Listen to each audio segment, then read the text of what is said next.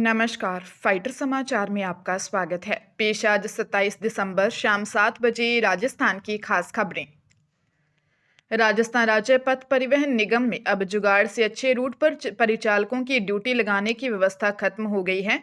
परिचालकों को अगर अच्छे रूट पर ड्यूटी लगवानी है तो परफॉर्मेंस दिखानी होगी। रोडवेज में पहली बार डिपो स्तर से हटाकर मुख्यालय स्तर से प्रत्येक परिचालक की ड्यूटी लगाई जा रही है। इसके लिए अलग से सेल बनाई गई है।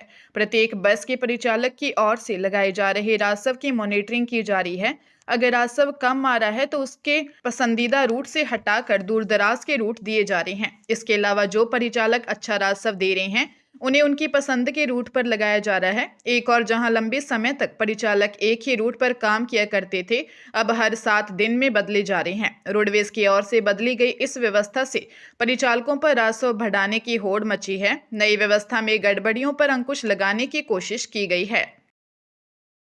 दिल्ली हाईकोर्ट के जस्टिस विकास महाजन और जस्टिस विनोद कुमार की बेंच ने एयर प्यूरीफायर पर गुड्स एंड सर्विस टैक्स 18% से घटाकर 5% करने की मांग वाली जनहित याचिका पर सुनवाई करते हुए केंद्र से पूछा कि एयर प्यूरीफायर पर जीएसटी क्यों नहीं घटा सकते। आपको जो भी करना पड़े कीजिए। फिलहाल एक एयर प्यूरीफायर की कीमत 10 से 15 हजार रुपये है। जीएसटी को उचित स्तर पर क्यों नहीं लिया जाता जहां आम आदमी भी इसे खरीद सके। केंद्र की ओर से पेश एएसजी एन वेंकट रमन ने कहा कि कोई एयर प्यूरीफायर सेक्टर में मोनोपोली चाहता है। सरकार जानना चाहती है कि याचिका के पीछे कौन है। कोर्ट ने कहा, जीएसटी काउंसिल को फैसला लेने में क्या दिक्कत है? आप जो कह रहे हैं वे भी वही कह सकते हैं। जवाब में केंद्र ने कहा कि इस मामले में संविधान का मुद्दा शामिल है। नियमों के तहत इसमें लंबी प्रक्रिया, लाइसेंसिंग और अन्य औपचारिकताएं शामिल हैं। इससे मुसीबतों का पिटारा खुल जाएगा। चूरू जिले के सांडवा में भीषण सड़क हादसा हुआ। हादसे में 5 लोगों की मौके पर ही मौत हो गई, जबकि 3 लोग गंभीर घायल हो गए। घायलों को बीकानेर रेफर किया गया है। हादसा कातर छोटी और तहन देसर के बीच हुआ। थानाधिकारी चौथमल ने बताया कि एक ट्रेलर और बोलेरो की भिड़ंत हो गई। हादसे में बोलेरो में सवार महिला सहित 5 लोगों की मौत हो गई। इसके अलावा 3 लोग घायल हो गए। घायलों को सांडवा चिकित्सालय पहुंचाया गया। थानाधिकारी ने बताया कि हादसे में लालगढ़ निवासी 55 वर्षीय उमेद सिंह पुत्र नवल सिंह, 35 वर्षीय प्रहलाद सिंह पुत्र भंवर सिंह, 25 वर्षीय दिलीप सिंह पुत्र भवानी सिंह और नागौर जिले के शामसर निवासी 40 वर्षीय राजू कंवर पत्नी मदन सिंह और बीकानेर में उपचार के दौरान दम तोड़ने वाले 60 वर्षीय नारायण राम शामिल हैं। सड़क हादसे में काल का ग्रास बनने वाले बोलेरो सवार सभी सांडवा थाना पारिवारिक मामले में सुलह के लिए आए थे। भीलवाड़ा जिले में अवैध संबंधों में रोड़ा बनने पर प्रेमी के साथ मिलकर पत्नी ने पति की हत्या कर दी। इसके बाद शव को खेत में कुएं के पास झाड़ियों में फेंक दिया। करेड़ा पुलिस ने दोनों आरोपियों को गिरफ्तार कर लिया है।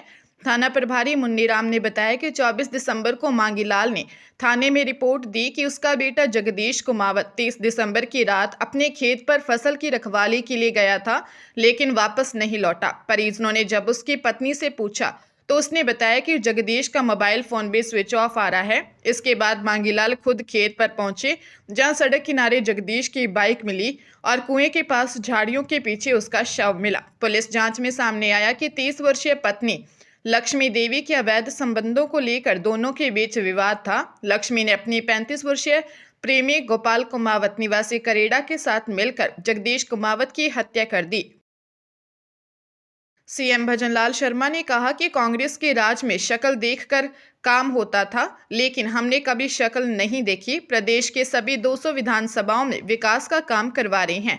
जोधपुर के रामलीला मैदान में चल रहे पश्चिमी राजस्थान उद्योग हस्तशिल्प उत्सव का विधिवत उद्घाटन करने के बाद अपने संबोधन में शर्मा ने कहा कि पूर्व सीएम को अपना हिसाब देख लेना चाहिए। जो काम उन्होंने 5 साल में नहीं किए वे हमने 2 साल में करवा दिए हैं। पूर्व सीएम अशोक गहलोत पर हमला करते हुए बोले कि वे बात अरावली की करते हैं, जबकि आपने तो भाटा रेता तक नहीं छोड़ा, यहाँ तक कि नल की टोंटी तक खा गए, युवाओं के सपने खा गए। हम यह कहते हैं कि अरावली के साथ कोई छेड़छाड़ नहीं होगी, लेकिन यह जरूर कहना चाहूंगा कि अरावली की यह परिभाषा किसने दी थी, किसने पट्टे जारी किए थे। आप एसआईआर का विरोध करते हैं, हम एक भी घुसपैठिए को नहीं रहने देंगे। हरियाणा में गुरुग्राम की एसीबी ने करनाल के जिला खाद्य एवं आपूर्ति नियंत्रक अनिल कुमार को पंचकुला स्थित आवास से गिरफ्तार किया है। एसीबी ने पीछा करो अभियान के तहत अनिल कुमार को डिपो होल्डर से कमीशन मांगने और रिश्वत के रूप में आईफोन, एप्पल वॉच लेने के आरोप में पकड़ा है। 9 अप्रैल 2025 को एसीबी ने गुरुग्राम के तत्कालीन डीएफएससी अनिल कुमार सहित 3 लोगों के खिलाफ केस दर्ज किया था।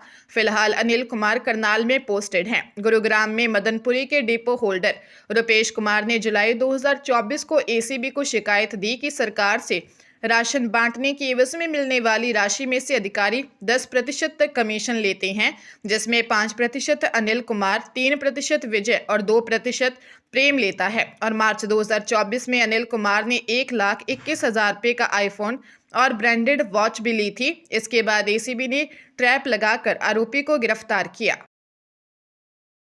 नववर्ष 2026 और पर्यटन सीजन के चलते राजधानी जयपुर में पर्यटकों की भारी संख्या को देखते हुए विशेष ट्रैफिक व्यवस्था लागू की है। पुलिस मुख्यालय ने ट्रैफिक व्यवस्था मजबूत करने को अन्य जिलों से 300 अतिरिक्त जवान पुलिस कमिश्नरेट को उपलब्ध करवाए हैं। ये जवान प्रमुख चौराहों, पार्किंग स्थलों और पर्यटन केंद्रों पर आसपास तैनात रहेंगे। 4 दीवारी क्षेत्र में यातायात दबाव होने की स्थिति में सड़कों के मीडियन कटों को बंद किया जाएगा। रामगढ़ मोड़ से जल महल होते हुए आमेर जा सकेंगे।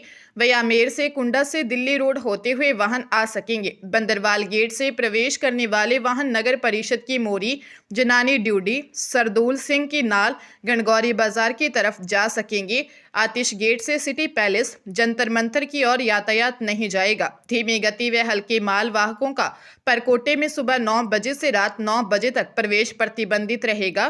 पर्यटक बसें जौहरी बाजार से प्रवेश कर रामगढ़ की तरफ जाएंगी। रामगढ़ मोड़ से प्रवेश नहीं कर सकेंगी।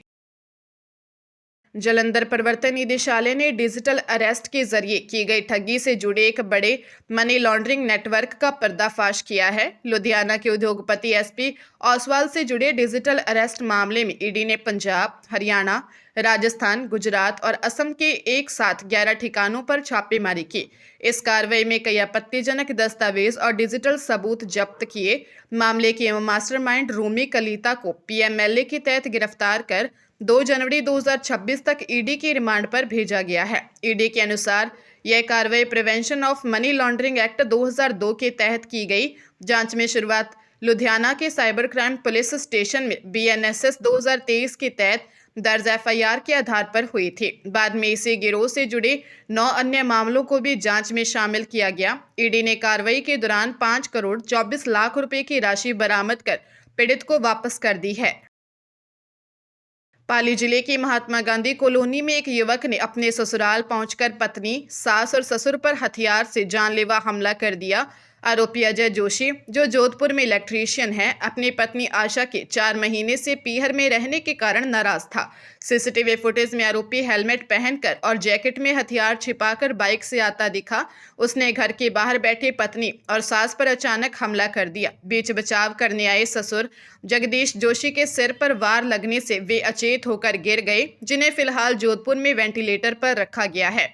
हमले में सास के हाथ पैरों में गंभीर चोटें आई हैं। वारदात के बाद आरोपी करीब 30 मिनट तक मोहल्ले में हथियार से लोगों को डराता रहा और फिर फरार हो गया। पुलिस ने नाकाबंदी कर आरोपी की तलाश शुरू कर दी है। राजस्थान में एक बार फिर किसान आंदोलन की सुगबुगाहट तेज हो गई है। प्रदेश भर के किसान महापंचायत के बैनर तले बड़े आंदोलन की तैयारी में जुट गए हैं। संगठन के राष्ट्रीय अध्यक्ष रामपाल जाट ने कहा कि खेत को पानी, फसल को दाम और युवाओं को काम के साथ साथ कृषि भूमि बचाने के लिए 30 दिसंबर को जयपुर में किसान प्रतिनिधियों की अन्नदाता हुंकार रैली निकाली जाएगी। जाट ने आरोप लगाया कि उपनिवेशवाद को पोषित करने वाली पूंजीवादी एवं सामंती सोच के कारण सरकार किसानों की भूमि छीनने पर तुली है। किसान आक्रोशित हैं और सड़कों पर उतरने की तैयारी में हैं। उन्होंने कहा कि सरकार की नीतियों से किसान परेशान हैं और समस्याओं के समाधान न मिलने से आंदोलन मजबूरी बन गया है। जाट ने कहा कि देश की समृद्धि की बजाय सरकार किसानों की कृषि भूमि के अधिग्रहण में जुटी है, जो जले घाव पर नमक छिड़कने जैसा है।